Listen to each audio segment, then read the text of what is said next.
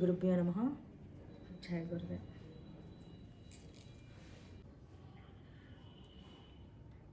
అజ్ఞానంలో మొదటి అడుగుని చెప్తాను. ఇంకా దీంట్లో అడుగులు ఉంటాయని మనకి అనిపించవచ్చు. వద్దు, లేదు, కాదు అనే విషయాల పట్ల ఎక్కువ మాట్లాడితే దాన్ని ఏమంటాం మనము పడేసే ఒక వస్తువు గురించి 100 రకాలుగా వర్ణించడాన్ని ఏమంటాము? ఆ పదాలు మీరే వాడచ్చు, నేను చెప్పనక్కర్లేదు. ఏం చేస్తే, ఎలా ఉంటే ఆ యొక్క మోక్ష స్థితితో పరమాత్మ స్థితితో మళ్ళీ పదాలు వెనక పడకండి. మీరు రకరకాల పదాల్లో ఉంటారని నేను పదాలు చెప్తున్నాను అంతే. జ్ఞానస్థితి అయినా, పరమాత్మ స్థితి అయినా, ఆత్మస్థితి అయినా, మోక్ష స్థితి అయినా, ఏదైనా సరే కంటికి కనిపిస్తున్న ప్రతిదీ కూడా, వినిపిస్తున్నది, అనిపిస్తున్నది, కనిపిస్తున్న ప్రతిదీ కూడా కేవలము మిథ్య మాత్రమే. ఇంతకు మించి సత్యం లేనే లేదు. ఇది క్లియర్గా చెప్పుకోవచ్చు. బట్ అయినా కాసేపు మనం అజ్ఞానం గురించి 2 నిమిషాలు మాట్లాడుకుంటే అసలు ఎంత అజ్ఞానంలో ఉన్నామో, దేన్ని పట్టుకోవాలో అన్న విషయం మనకు క్లారిటీ వస్తుంది. ఓకే, ఈ శరీరము మిథ్య తెలుసు. దీని గురించి నేను వర్ణించిన, దీన్ని పోషించిన, దీన్ని ప్రేమించిన, దీన్ని కేర్ తీసుకున్న 1 ఫైన్ డే పోతుంది కదా.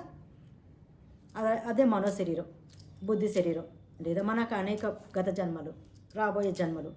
ఇవన్నీ ఏంటి?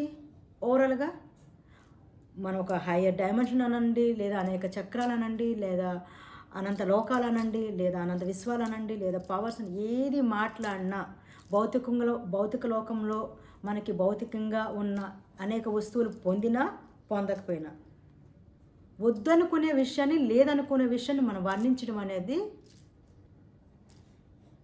అన్నిటికన్నా అత్యున్నతమైన అతిపెద్ద అజ్ఞానపు మాట. ఏమీ లేని దాన్ని నేను వర్ణిస్తున్నాను, దాని అనుభూతి చెందని మీరు ప్రయత్నం చేస్తున్నారు. ఇప్పుడు మీకు నాకు మధ్య కెమెరాలో ఇక్కడ మధ్యలో ఇంత దూరంలో ఇంత స్పేస్ ఉంది. దాన్ని నేను మీకు ఎలా చెప్పాలి? అంటే కంటికి కనిపిస్తున్న శూన్యమే మనం అనుభూతి చెందలేనప్పుడు ఈ మాయారూపము వెనకాతల ఉన్న ఆ పరమాత్మ యొక్క అరూప స్థితి, ఏ రూపము, ఏ మంత్రం, ఏ శబ్దం ఏమీ లేని స్థితిని నేను మీకు అనుభూతి చెందామని చెప్తున్నాను. దాన్ని ఎలా చెందామని చెప్తున్నాను? ఏమీ అవ్వకుండా.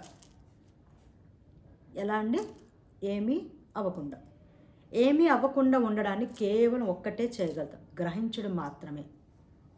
అక్కడ మనసు పనికిరాదు, ఆలోచన పనికిరాదు, జ్ఞాపకము పనికిరాదు, చిత్తము పనికిరాదు, గత జన్మలు పనికిరాదు, సాధన పనికిరాదు, ఏమీ పనికిరాదు. మరి ఇంత ఎందుకు చేస్తున్నారండి? ఇంత ఎందుకు? మీరే చెప్పారు కదా, చాలా విషయాలు చెప్పారు కదా అని మీకు ప్రశ్న రావచ్చు. ఇది మీరు వినడానికి, ఇది అర్థం అవ్వడానికి మాత్రమే. ఇప్పుడు ఒక ఇల్లు రెంట్కి ఇవ్వాలనుకోండి, నేను అక్కడ బోర్డు పెట్టలేదు అనుకోండి, ఇచ్చట ఇల్లు అద్దెకి ఇవ్వబడును అని, మీకు ఎలా తెలుస్తుంది ఖాళీగా ఉందని? సేమ్ వే మీరు ఏమీ కాదని చెప్పడానికి, మీరు అనేది లేదు, నేను అనేది లేదు, మీరు నేను ఒకటే, మన రూపాలు కూడా అసత్యమే, ఉన్నది మాయ మాత్రమే అని చెప్పడానికి, అంటే మహామాయ. ఇక్కడ మీరు గుర్తుపెట్టుకోవాల్సింది ఒక్కటే, ఏమీ లేని స్థితిని పొందాలంటే ఏమీ లేని స్థితిలోనే ఉండాలి. ఏ చిన్న స్థితి, ఏ చిన్న మాట, ఏ చిన్న ఆలోచన, ఏ చిన్న అనుభూతి ఒక్కటే కదా అని ఒక చిన్నది ఉన్న దాన్ని అటాచ్ చేసుకుంటే అన్నీ వచ్చేస్తాయి.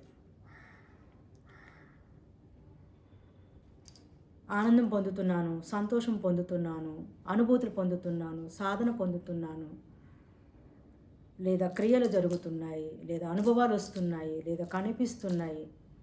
మీరే లేనప్పుడు, పొందడానికి ఏమీ లేనప్పుడు ఏం కనిపిస్తుంది, ఏమనిపిస్తుంది, ఏముంటుంది? ఏముండదు కదా. మరి ఇవన్నీ కనిపిస్తుంది, అనిపిస్తుంది అని చెప్పారు కదా, నిజమే. అక్కడక్కడ అంత నుంచి ఇక్కడ రావడానికే, ఎప్పటి నుంచో ఉన్న అజ్ఞానం నుంచి, అన్ని చోట్ల ఉన్న అజ్ఞానం నుంచి ఇక్కడే కొంచెం తీసుకొచ్చి ఇక్కడ డైరెక్ట్ ఫోకస్ చేయడానికే. అంటే అన్ని వైపున దృష్టిని పక్కకు తీసుకొచ్చి ఒక్క చోట దృష్టిని పెట్టమని చెప్పి అక్కడ కూడా దృష్టి పెట్టొద్దని చెప్పడానికి మాత్రమే. అర్థమైంది కదా. సో ఉన్నది కనిపిస్తుంది, అనిపిస్తుంది సర్వము. నాతో పాటు మీరు చెప్పండి. ఉన్నది, కనిపిస్తుంది, అనిపిస్తుంది సర్వము మాయ మాత్రమే. పొందడానికి ఏమైనా ఉందా? లేదు. వదులుకోవడానికి ఏమైనా ఉందా? లేదు. వదలడానికి ఎవరైనా ఉన్నారా? లేరు. ఎక్కడికైనా వెళ్ళాలా? లేదు. ఎక్కడికైనా చేరాలా? లేదు. ఎక్కడున్నారు? పరమాత్మలో ఉన్నాము. ఏముంది? పరమాత్మనే ఉన్నాడు. ఏం పొంది ఉన్నారు? ఆల్రెడీ పొందే ఉన్నాను. ఇవే వర్డ్స్ ఉంటాయి, వేరే ఉండవు. ఇంకేమైనా పదం వాడామంటే ఆల్రెడీ ఇక్కడే ఉన్న పరమాత్మని ఎక్కడికో దూరం వెళ్ళడం అనమాట. మనం ఇక్కడ ఉండి ఏదో ఆలోచించాం అనుకోండి, మనసు ఇక్కడ ఉన్నట్ట ఎక్కడ ఉన్నట్ట? అక్కడెక్కడ ఉన్నట్టే కదా. అదే అనమాట. ఒక లోకం చేరడము, ఒక దేవలోకం చేరడము, ఒక శరీరము, ఒక భగవంతుడి రూపము, లేదా ఇంకో బ్రహ్మాండమో చేరడము, అది కూడా ఇప్పుడు నేను ఇక్కడ ఉంటే ఏంటి, అమెరికాలో ఉంటే ఏంటి, భూమి మీదే కదా ఉన్నాను, అంతే కదా.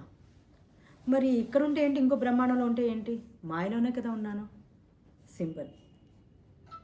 ఎక్కడికైనా వెళ్ళడము, ఎక్కడికైనా ఉండడము, ఎక్కడికైనా చేరడము, ఏదైనా కనిపించడం అంటే మాయలోనే ఉండి మాయతోనే వర్ణించుకుంటూ మాయను అనుభూతి చెందుతూ మాయనే చెప్తూ మాయకే చెప్తున్నామని అర్థం.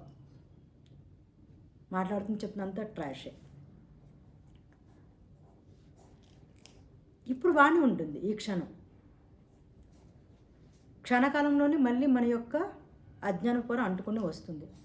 సాధన ఏమై ఉండాలి, ఏమై ఉంటుంది అంటే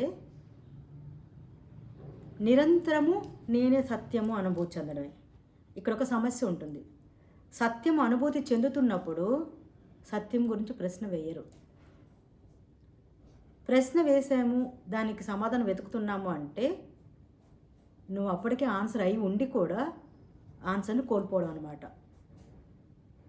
అర్థమవుతుంది కదా. నా పేరు ఏంటని నేను మిమ్మల్ని అడగను కదా. నా పేరు నాకు తెలుసు, మీ పేరు నాకు తెలియదు. అదేవిధంగా పరమాత్మ నేనై ఉన్నప్పుడు నేను ఎక్కడికి వెళ్ళి వెతకాలి, నేను ఎవరిని అడగాలి? నా పేరు మహాలక్ష్మి అయితే నాకు తెలుస్తుంది కదా, మీకు తెలియదు కదా. నేను పరమాత్మ అయినప్పుడు నాకు తెలుస్తుంది కదా. ఎక్కడికి వెళ్ళాలి, దేన్ని పట్టుకోవాలి, ఎలా వెళ్ళాలి, ఏం చేయాలి? యాక్చువల్ సత్యం అయితే ఇదే. మనకి మరి ఇన్ని విషయాలు ఎందుకు చెప్తున్నాము అంటే, చూడండి, ఒక 1 year పిల్లడు ఉన్నాడు అనుకోండి, లేదా ఒక 6-7 months పిల్లవాడు ఉన్నాడు అనుకోండి, వాడికి కాళ్ళు చేతులు అన్నీ పరిపూర్ణంగానే ఉంటాయి. పరిపూర్ణమైన బేబీయే బాలుడు అంటాం, మనిషి అన్నాం. ఓకే, వాడు నడగగలడా, పరిగెత్తగలడా, ఏమైనా చేయగలడా అంటే ఏమీ చేయలేడు. సమయం పడుతుంది, ఖచ్చితంగా చేయగలుగుతాడు. ఈ జ్ఞానాలు మార్గాలు అన్నీ కూడా బాలుడు లాంటివి. ఖచ్చితంగా ఒక పెద్ద అయినప్పుడు పరిగెత్తినట్టుగా అర్థం చేసుకుంటాడు. సత్యం ఏంటి అంటే ఈరోజు మీకు అర్థమై ఉండాలి ఇప్పటికే.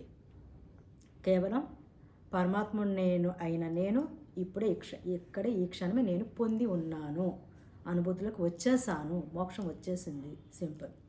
అర్థమైంది కదండి. జాగ్రత్త.